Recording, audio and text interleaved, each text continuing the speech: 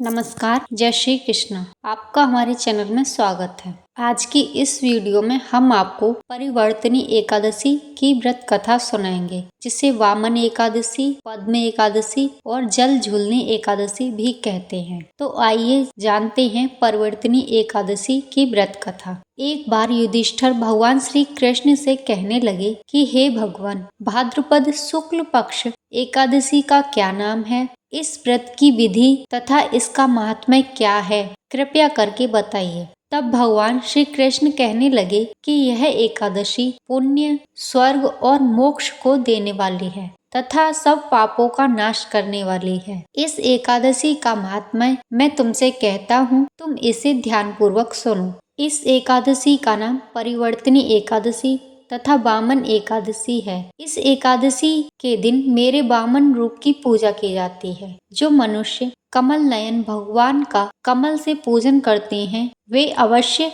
भगवान के समीप हो जाते हैं। जिसने भाद्रपद शुक्ल पक्ष एकादशी का व्रत पूजन कर लिया, उसने ब्रह्मा विष्णु सहित तीनों लोकों का पूजन कर लिया। इस दिन भगवान श्री हरि करवट लेते हैं, इसलिए इसको परिवर्तनी एकादशी भी कहते हैं। भगवान श्री कृष्ण के वचन सुनकर युधिष्ठिर बोले, हे भगवान, मुझे अति संदेह हो रहा है कि आप किस प्रकार सोते और करवट लेते हैं तथा किस तरह आपने राजा बलि को बांधा और वामन रूप रखकर क्या क्या लीलाएं की। चतुर्मास के व्रत की क्या विधि है तथा आपके शयन करने पर मनुष्य का क्या कर्तव्य है, सो आप मुझे विस्तार से बताइए। श्री कृष्ण कहने लगे कि हे राजन, अब आप सब पापों को नष्ट करने वाली कथा का श्रवण करें। त्रेता युग में बलि नामक एक दैत्य था। वह मेरा परम भक्त था।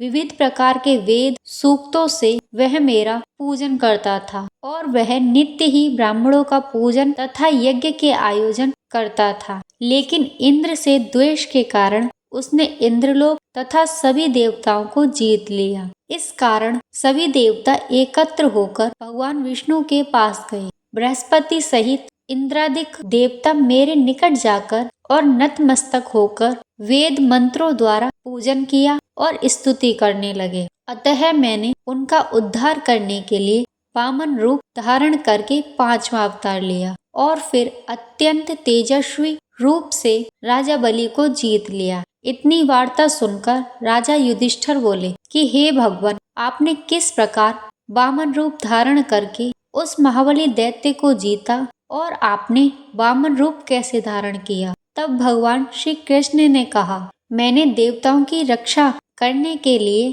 एक छोटे ब्राह्मण बालक के रूप में राजा बलि के पास गया और उनसे भिक्षा में 3 पग भूमि दान में मांगी। राजा बलि जो बहुत दानी था, पूरी खुशी के साथ वह मुझे 3 पग भूमि दान देने के लिए तैयार हो गया। तब उसके दैत्य गुरु शुक्राचार्य ने उसे भगवान विष्णु की लीला से अवगत भी कराया, लेकिन फिर भी राजा बलि ने वामन रूप स्वरूप भगवान विष्णु को 3 पग भूमि दान देने का वचन दे दिया। राजा बलि ने इसे तुच्छ याचना समझकर 3 पग भूमि देने का संकल्प मुझको दे दिया। फिर मैंने अपने त्रिविक्रम रूप को बढ़ाकर मैंने भूलोक में पद, भुवलोक में जंघा, स्वर्गलोक में कमर, महलोक में पेट, जनलोक में हृदय, यमलोक में कंठ, सत्यलोक में मुख और उसके ऊपर अपना मस्तक स्थापित किया। तब मैंने राजा बलि से कहा कि हे राजन, एक पग में पृथ्वी, दूसरे पग में स्वर्गलोक पूर्ण हो गई। अब मैं तीसरा पग कहाँ रखूं? फिर राजा बलि ने अपना सिर झुका लिया और कहा कि आप अपना तीसरा पग मेरे सिर पर रखें। तो मैंने राजा बलि के मस्तक पर अपना तीसरा पग रख दिया, जिससे मेरा वह भक्त पाताल को चला गया। फिर उसकी विनती और नम्रता को देखकर मैंने राजा बलि से कहा कि हे राजन, मैं सदैव तुम्हारे निकट ही रहूंगा। इसके बाद मैंने 4 महीने के लिए योग निद्रा में प्रवेश किया। इस योग निद्रा को चतुर्मास कहा जाता है, जो देवशयनी एकादशी से शुरू होकर देव उठनी एकादशी तक चलता है। जल झूलनी एकादशी वह दिन है जिस दिन भगवान विष्णु अपनी करवट बदलते हैं, इसलिए इसे परिवर्तनी एकादशी कहा जाता है। यह एकादशी चतुर्मास की 5वीं एकादशी है और यह एकादशी गणेश चतुर्थी उत्सव के दौरान पड़ती है। इसलिए इस एकादशी का व्रत बेहद पुण्यदायी माना जाता है। मान्यता है कि जो व्यक्ति परिवर्तनी एकादशी का व्रत करता है उसे इस एकादशी की व्रत कथा अवश्य सुननी चाहिए और पढ़नी चाहिए, और वहीं जो व्यक्ति इस व्रत को नहीं करते उन्हें भी परिवर्तनी एकादशी कथा सुनने से आरोग्य और समृद्धि का लाभ होता है।